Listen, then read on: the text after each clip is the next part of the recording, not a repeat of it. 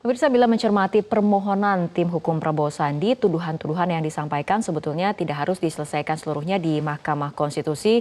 Mengacu pada hukum pemilu di Indonesia, sebetulnya sudah ada lembaga yang berwenang menangani proses dugaan pelanggaran pemilu seperti Badan Pengawas Pemilu, Penegakan Hukum Terpadu atau Gakumdu, dan Dewan Kehormatan Penyelenggara Pemilu atau DKPP. Lantas bagaimana lembaga tersebut melihat tuduhan-tuduhan yang disampaikan oleh tim hukum Prabowo Sandi? Telah bersama saya di studio anggota Bawaslu Republik Indonesia, Frits Edward Siregar. Selamat malam, Bang Frits. Selamat siang, Mbak Fit.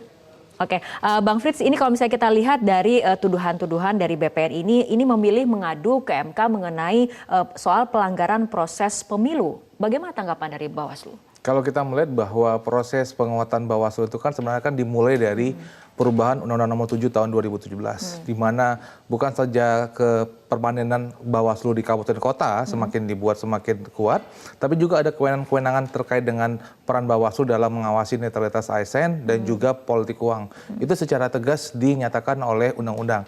Artinya adalah sejak Undang-Undang Nomor 7 tahun 2017 diundangkan, peran Bawaslu itu semakin ditingkatkan memang dalam rangka untuk menjaga proses pemilunya. Kalau kita mengacu kepada pemilu 2009, 2014, para pembuat undang-undang kan juga bisa melihat bahwa ini persoalan kita nggak bisa sampai menunggu di MK dulu baru selesai. Makanya penguatan pengawas pemilu atau Bawaslu tahun 2019 ini memang sengaja diciptakan untuk mengawal proses sehingga tidak semuanya itu berujung di Mahkamah Konstitusi. Artinya untuk pelanggaran dalam proses pemilu itu ranahnya ada di Bawaslu, ya, seperti benar. itu. Nah, kalau misalnya kita lihat ada beberapa isi gugatan yang sebenarnya sudah dilaporkan ke Bawaslu, kemudian sudah juga diputus oleh Bawaslu, tapi kemudian dibawa lagi ke MK. Tanggapan Anda? Kalau kita melihat kan sampai dengan bulan Juni, kita tuh ada 15.052 temuan dan laporan, baik itu pelanggaran administrasi dan juga pelanggaran pidana.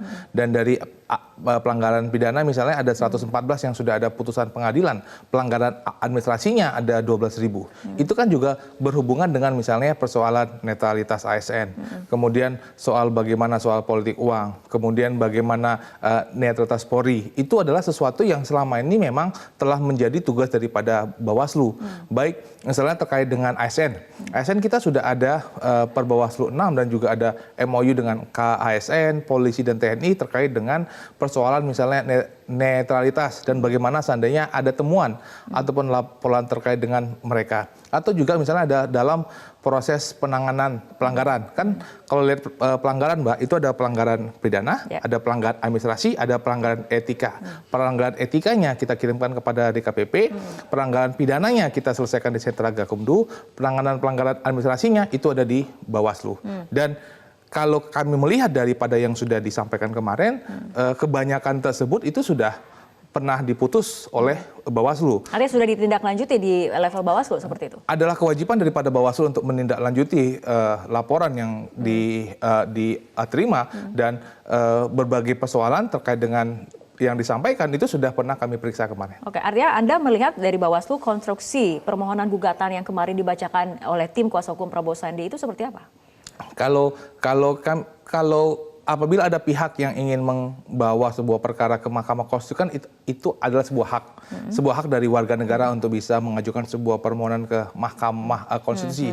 Tapi kami dari Bawaslu telah menyelesaikan baik itu proses pencegahan, proses pengawasan, ataupun putusan-putusan administrasi yang sudah kami pernah keluarkan, baik bukan saja oleh Bawaslu RI, atau juga terkait dengan putusan di administrasi di Bawaslu Provinsi. Oke, nah ini mengenai salah satu tuduhan yang kemudian juga dibacakan kemarin dalam sidang perdana MK, ada mengenai seruan calon petahana untuk menggunakan baju putih. Nah, kita akan simak bersama pernyataan dari tim kuasa hukum Prabowo Sandi kemarin.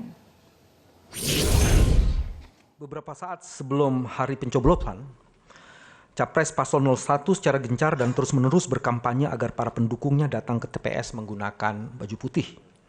Bahkan menuliskan pesan untuk ramai-ramai memakai baju putih pada saat datang ke TPS 17 April.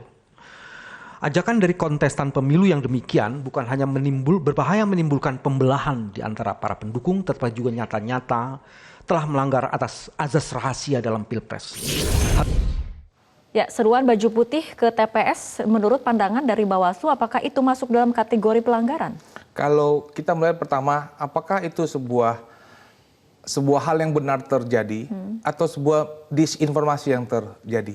Kita kan harus bisa melihat bahwa pada saat proses hari pemilu itu terjadi, kan begitu banyak berita yang muncul. Dan saya yakin kita semua pernah mendapatkan sesuatu di WA kita.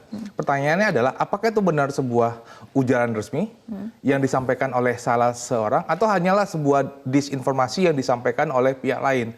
Itu kan satu hal yang perlu kita klasifikasi dulu. Apakah memang benar itu sebuah hal yang disampaikan, atau itu sesuatu yang sengaja dibuat?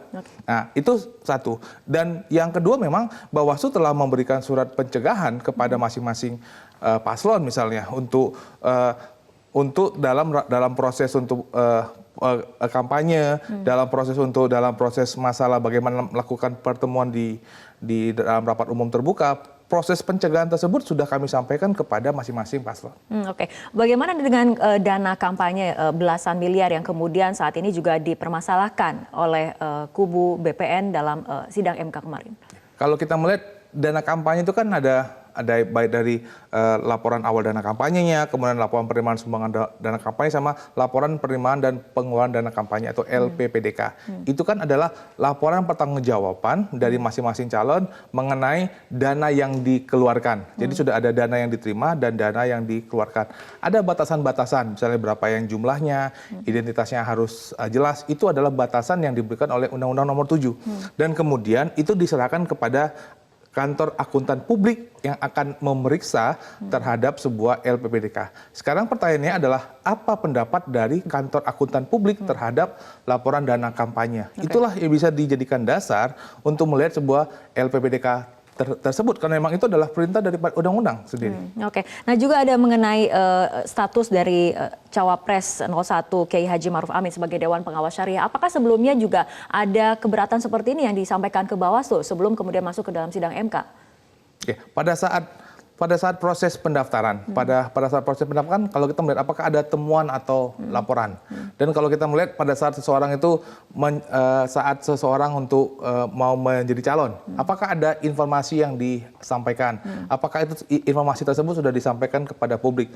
Publik kan bisa memberikan pendapat kepada KPU sebagai lembaga yang melakukan proses pendaftaran, informasi-informasi yang dianggap tidak benar, dan itu adalah kewenangannya daripada KPU buat untuk melihat.